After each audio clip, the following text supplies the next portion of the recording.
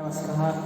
BEd राजनीति विज्ञान के अंतर्गत में प्रथम प्रश्न पत्र में हमने ये देखा कि आदर्शवाद के बारे में हमने जाना है। आदर्शवाद के साथ साथ में कुछ बातें ऐसी है जो हमें जानने के लिए आवश्यक है। तो एक प्लेटो ने जो महत्वपूर्ण इस आदर्शवाद के जनक कहे जाते हैं, प्लेटो ने ये बताया है कि आदर्शवाद के में जो राज दर्शन है उसके 4 मुख्य तत्व हैं। उन 4 तत्वों के बारे में हम विस्तार से अध्ययन करेंगे। आदर्शवाद में उन्होंने काल्पनिक बातें भी कही है और काल्पनिक बातों का भी बड़ा महत्व है। और उन्होंने जो तत्वों का वर्णन किया है, पहला है प्लेटो का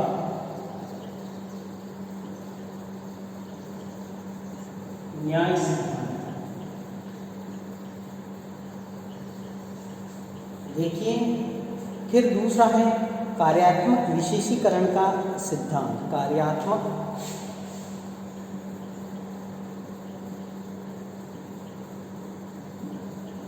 विशेषीकरण का सिद्धांत।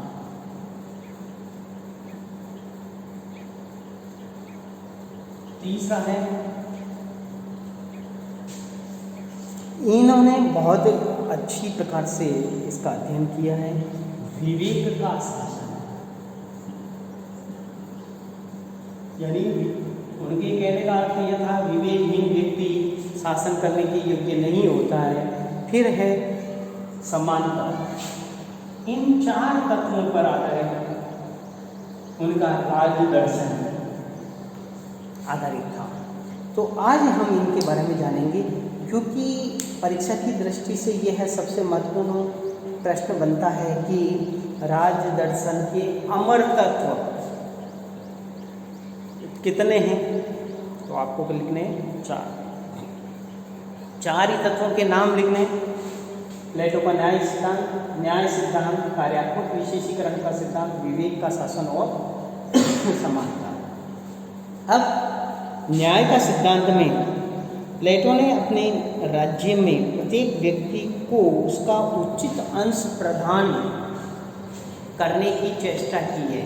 यानी प्रत्येक व्यक्ति को सही स्थान, उसके कार्य के अनुसार उसको स्थान मिले और उसके अनुसार सभी नागरिकों को अपनी आत्मा के तत्व के अनुरूप ही अपने कर्तव्यों का पालन करना, यानी अपने कर्तव्यों का पालन करते हुए वह श्रेष्ठ नागरिक बने और श्रेष्ठ समाज का निर्माण करें।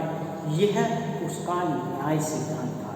यानी श्रेष्ठ नागरिक और श्रेष्ठ समाज का निर्माण करना उस प्लेटो के न्याय सिद्धांत का मुख्य उद्देश्य था। फिर दूसरा आता है कार्यात्मक विशेषीकरण। वास्तव में देखा जाए तो कोई भी राज्य आदर्श राज्य का रूप न्याय की धारणा से ही प्राप्त कर सकता है। यानी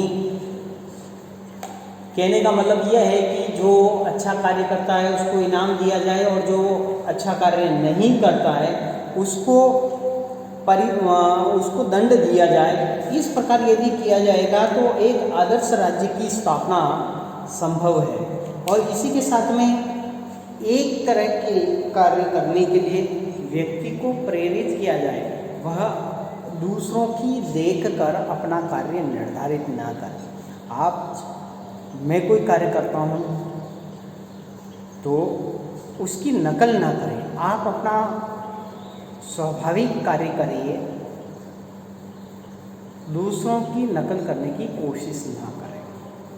तो आप अपना स्वाभाविक कार्य करेंगे तो धीरे धीरे स्वाभाविक कार्य करते करते आप में धीरे धीरे क्या होगी, निपुणता आ जाएगी और आप अपने कार्य में दक्ष हो जाएंगे। ये दूसरा कार्यात्मक विशेषीकरण का सिद्धांत है।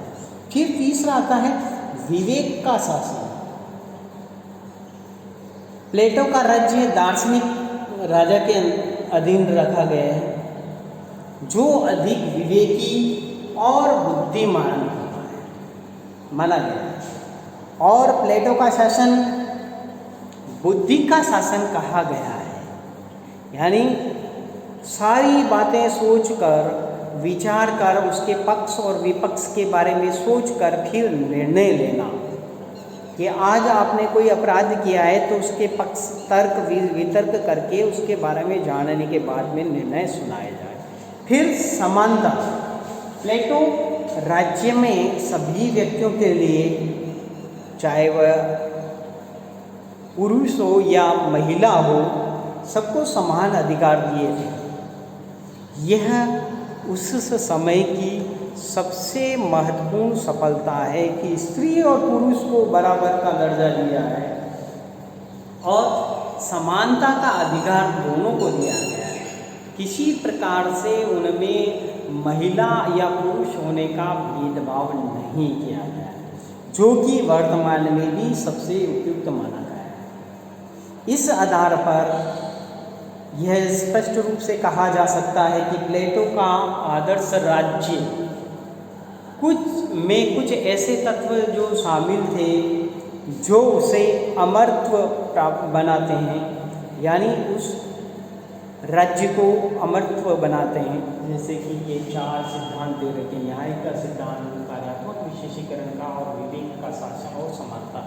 ये 4 सिद्धांत ऐसे हैं जिनके द्वारा वह अमरत्व को प्राप्त कर सकता है। तो आज का हमारा ये टॉपिक यहीं समाप्त होता है। कल नेक्स्ट टॉपिक के साथ में अपन फिर मिलेंगे। धन्यवाद। जय हिंद, जय भारत।